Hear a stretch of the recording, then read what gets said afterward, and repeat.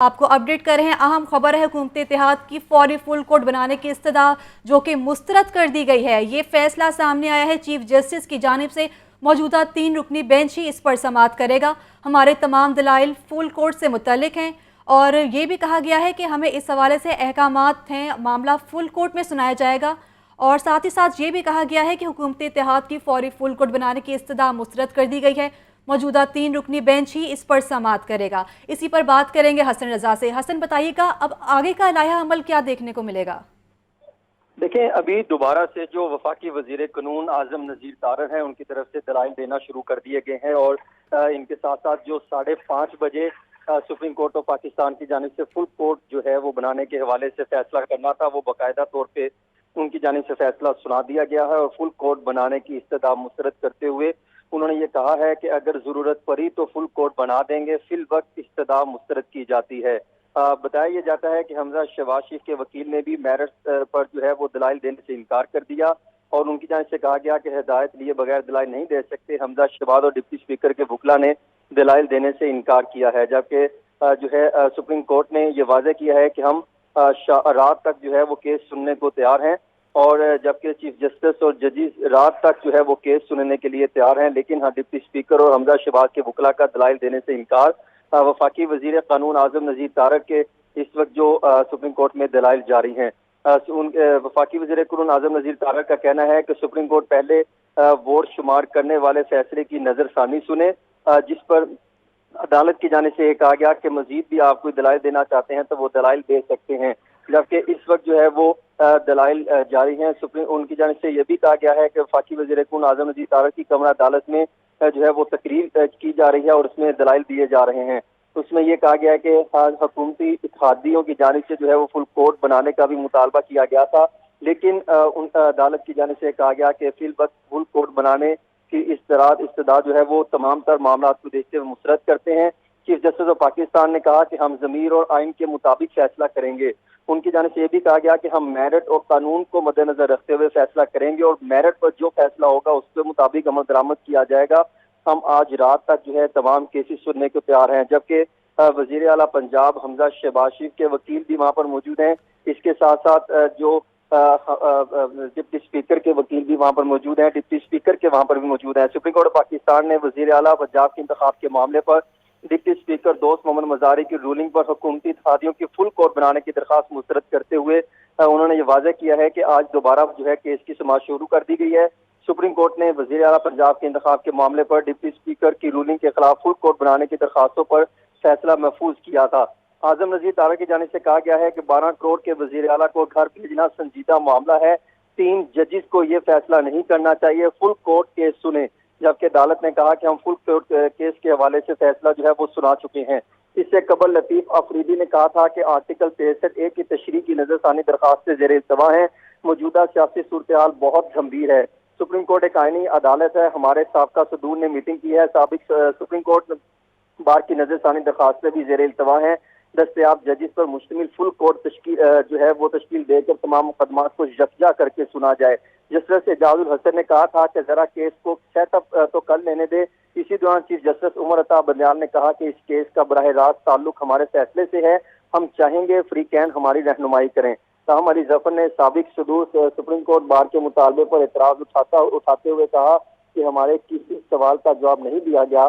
اس دوران chief justice کا Peoples party کے وکیل فاروق چنائک سے مکالمہ ہوا۔ جسٹس عمر عطا بندیال نے کہا کہ آپ کے پاس کرسی تو ہے نا، جس پر فاروق چنائک نے کہا کہ سر کرسی کی کوئی بات نہیں، کرسی کی پرواہ نہیں کرتا، ہم نے صبح درخواست جمع کروائی تھی، اسے بھی سنا جائے۔ چیف جسٹس نے کہا کہ جو اسٹیک ہولڈرز ہیں ان سب کو سنا جائے گا، جبکہ لطیف افریدی نے یہ کہا کہ الیکشن کمیشن کے فیصلے کے خلاف اپیلیں بھی زیر التوا ہیں، آئینی بحران سے گریز کے لیے فل کورٹ تشکیل دیا جائے۔ بحران گہرے ہوتے جا رہے ہیں، پورا سسٹم داؤ پر لگا ہوا ہے، سسٹم کا حصہ عدلیہ اور پارلیمان بھی ہیں۔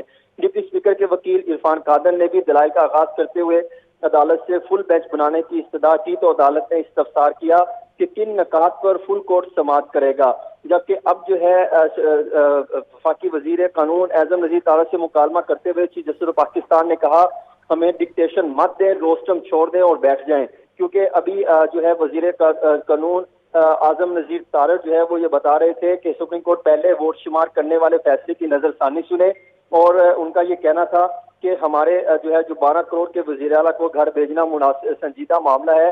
3 जजेस को ये फैसला जो है नहीं करना चाहिए, फुल कोर्ट फैसला सुने। जिस पर चीफ जस्टिस ने कहा हमने 5 जजेस के साथ वजीर आजम को घर भेजा है, इस वक्त तो आप मिठाइयाँ बांट रहे थे और यूसुफ रजा गिलानी केस का जिक्र हो रहा है।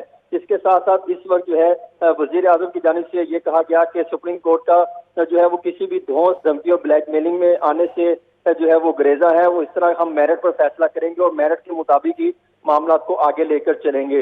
इसके साथ साथ पहले जस्टिस एजाजुल हसन ने जब पहले हेयरिंग को करते हुए समाअत के दौरान ये कहा कि जो अरकान असम्बली में मौजूद होते हैं सिर्फ वो पार्लिमानी पार्टी का हिस्सा होते हैं, सियासी जमात और पार्लिमानी पार्टी में फर्क है। क्या डिक्लेरेशन और पार्लिमानी पार्टी को हिदायत एक ही शख्स दे सकता है? दौरान समाअत वकील हमजा शहबाज ने कहा कि मैंने अपना जवाब अदालत में जमा करवा दिया है। चीफ जस्टिस ने इस्तफसार किया कि हमें बताएं डिप्टी स्पीकर ने रूलिंग में हमारे फैसले के किस हिस्से का हवाला दिया। डिप्टी स्पीकर ने हमारे जिस पैराग्राफ पर इंसार किया वो कहाँ है? जस्टिस एजाजुल हसन ने रिमार्क्स दिए कि आइन डायरेक्शन और डिक्लेरेशन पर वाज़ेह है, पार्टी सरबराह और पार्लिमानी पार्टी का किरदार अलग अलग है। हमजा शहबाज के वकील ने गैर मुतलका जवाब दिया तो जजेस ने उन्हें पहले बुनियादी सवाल का जवाब देने की हिदायत कर दी। जस्टिस मुनीब अख्तर ने वकील से कहा कि जो नुक्ता आप उठाना चाह रहे हैं वो हम समझ चुके हैं, मुनासिब होगा अब किसी और वकील को मौका दें। जस्टिस एजाजुल हसन ने कहा कि पार्टी हिदायत और डिक्लेरेशन 2 अलग अलग चीजें हैं। डिप्टी स्पीकर ने अदालती फैसले के जिस नुक्ते का हवाला दिया वो बताएं, जबकि डिप्टी स्पीकर के वकील अरफान कादिर के जजेस पर भी जो है वो इस तरह इल्जाम भी सामने आए। जस्टिस एजाजुल हसन ने इस्तफसार किया कि क्या पार्टी सरबराह पार्लिमानी पार्टी का सरबराह हो सकता है? फैसले के कौन से हिस्से पर डिप्टी स्पीकर ने इन्हिसार किया, इसका बताएं। हमजा शहबाज के वकील ने बताया कि डिप्टी स्पीकर ने फैसले के पैराग्राफ नंबर 3 पर इन्हिसार किया। जस्टिस मुनीब अख्तर ने कहा 14वीं तरमीम में आर्टिकल 63A शामिल किया गया है, आपके सियासी पार्टी के सरबराह के बारे में क्या कानूनी दलाइल हैं? मंसूर अवान ने कहा कि आर्टिकल 63A 14वीं तरमीम से आइन में शामिल किया गया, लेकिन 18वीं तरमीम के जरिए आर्टिकल 63A की मजीद वजाहत की गई है। जस्टिस शेख अजमत सईद के 8 रुकनी फैसले के मुताबिक पार्टी सरबराह ही फैसले कर सकता है। जस्टिस मुनीब अख्तर ने कहा कि पार्टी पॉलिसी में वोट कास्ट करने से मुतालिक 2 अलग असूल हैं और 18वीं तरमीम से कबल आर्टिकल 63 पार्टी सरबराह की हिदायत की बात करता है। 18वीं तरमीम के बाद पार्टी लीडर को पार्लिमानी पार्टी से बदल दिया गया।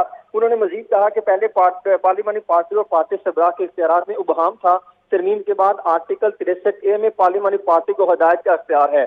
अदालती फैसला खिलाफ आइन करार देने के नुक्ते पर रूल्स मौजूद हैं। वकील हमजा शहबाज शरीफ ने कहा कि आर्टिकल 63 पर फैसला बहुत शुक्रिया हसन आपका, आप हमें इस हवाले से तमाम तफसीलात से आगाह कर रहे थे। आपको बता रहे हैं जो कि सुप्रीम कोर्ट ने बड़ा फैसला सुना दिया है। सुप्रीम कोर्ट ने फुल कोर्ट पर फैसला महफूज कर लिया है, केस मेरिट पर ही सुनाया जाएगा।